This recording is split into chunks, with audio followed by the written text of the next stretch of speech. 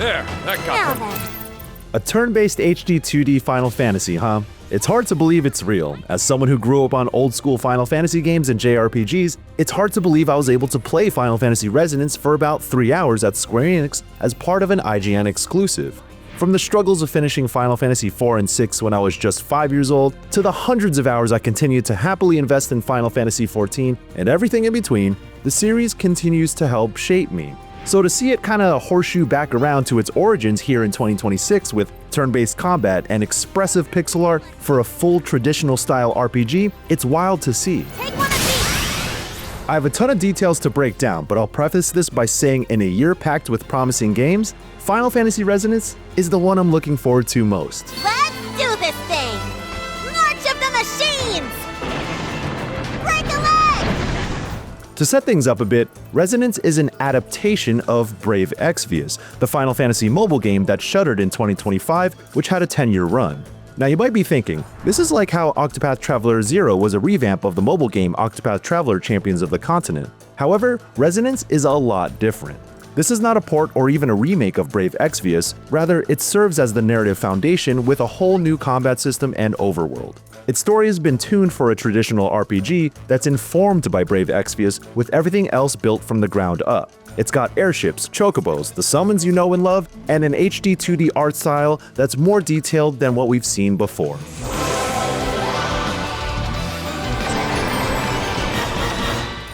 Resonance follows the main protagonist, Rain, a good-natured knight from the kingdom of Grandshelt who has a complicated relationship with his father, who is also the king. And early on, his group of friends join the fight to protect the world's magic crystals from being destroyed by a big bad villain named Veritas of the Dark.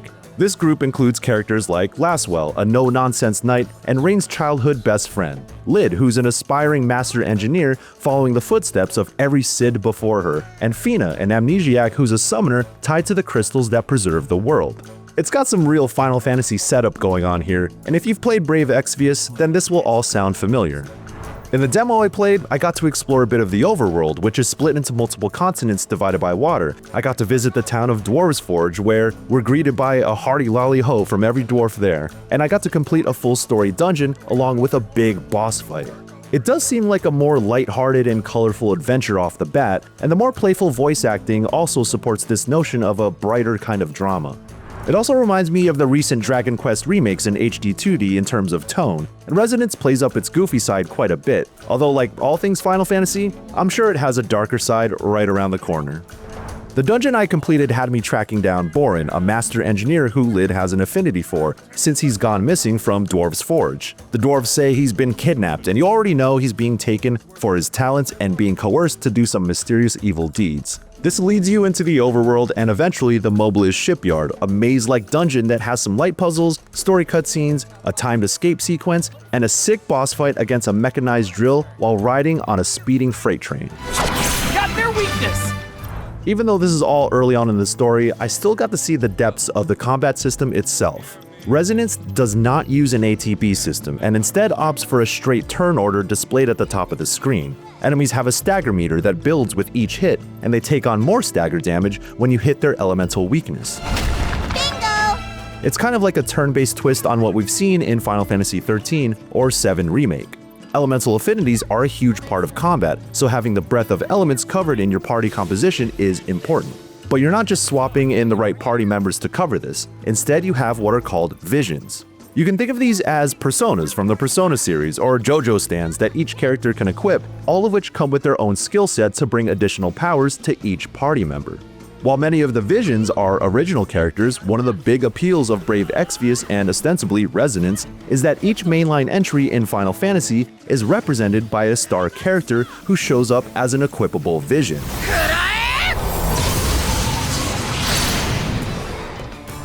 For example, Y'shtola from Final Fantasy XIV is a vision who brings water and healing spells, while Cloud from Final Fantasy VII comes with a variety of thunder spells and hard-hitting physical attacks. They do not replace the movesets of party members who have them equipped, and instead add depth to what they're already capable of.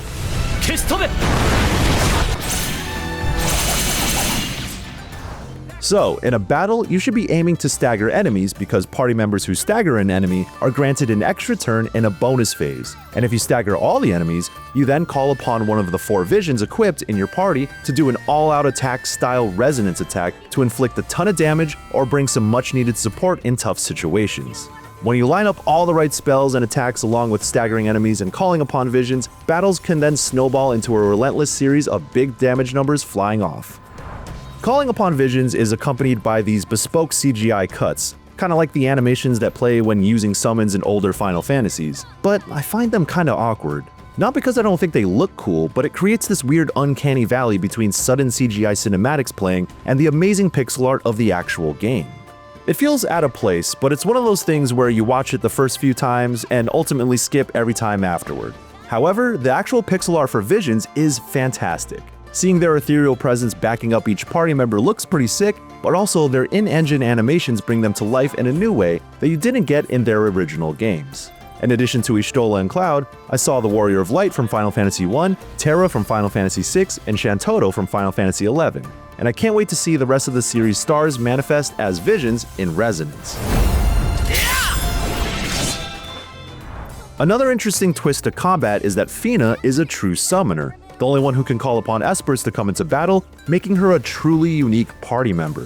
While I was only able to use Siren from the start, the songstress who can heal and support like no other, I also got to recruit the lightning god Ramuh. In Resonance, you unlock new Espers by finding them in optional dungeons and fighting them in a tough boss battle, like you see here, me fighting Ramuh. They're tucked away in corners in the overworld, and it's one of the ways it taps into that old school exploration. You'll want to do this not just because they look cool in combat, but because they deepen Fina's capabilities and can turn the tide when called into battle. The same goes for the visions from Final Fantasy's Legacy. You'll find these shrines in the overworld and are treated to this dreamlike montage of scenes from the very Final Fantasy that vision is from. You're then asked to answer a series of questions related to the story of that character and their game before unlocking them as this kind of ode to the series.